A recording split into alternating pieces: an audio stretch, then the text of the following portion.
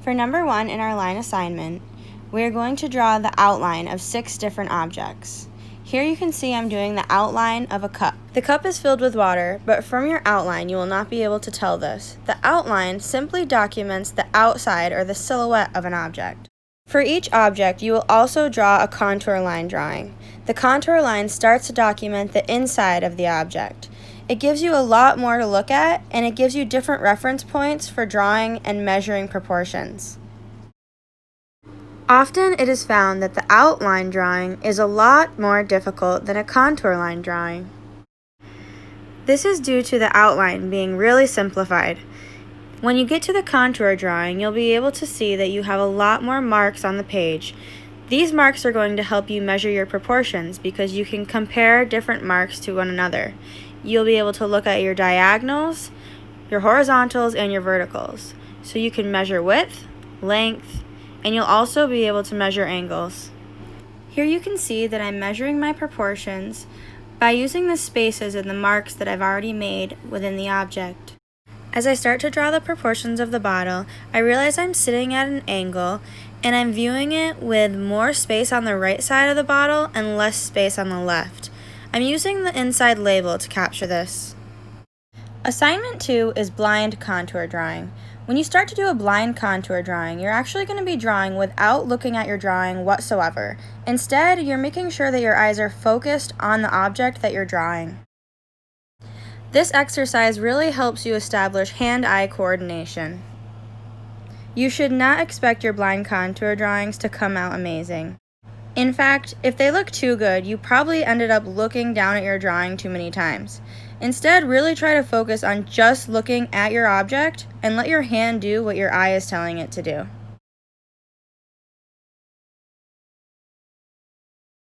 Assignment 3 is to use line to express emotion. You may have never thought about how a line could express emotion, but how the line was created really says a lot about a piece of work.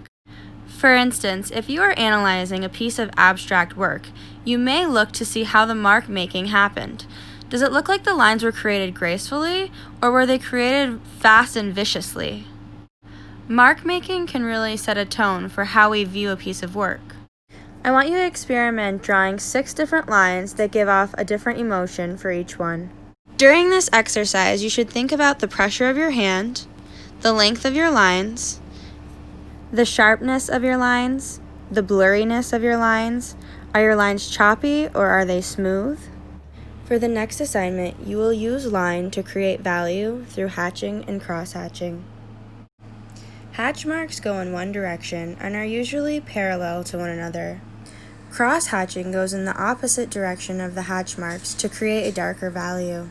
You want to avoid making a crisscross pattern or a checkers board pattern. Instead, you want to make sure that you're thinking about the direction that the lines are flowing in. They might curve, they might bend, they might extend.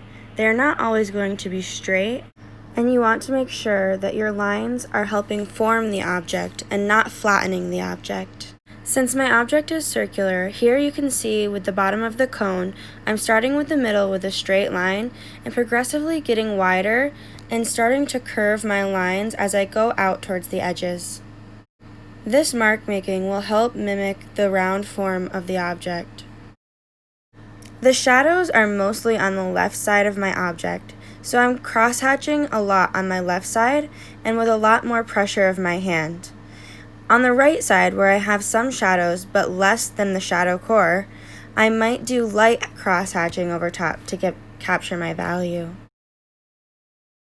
Really quickly here, I'm moving over to the side to show you again a good curved example and a bad straight example. You can see the last one I just did looks a little bit too much like a crisscross checkers board, whereas the one on top looks more curved and starts to mimic the form.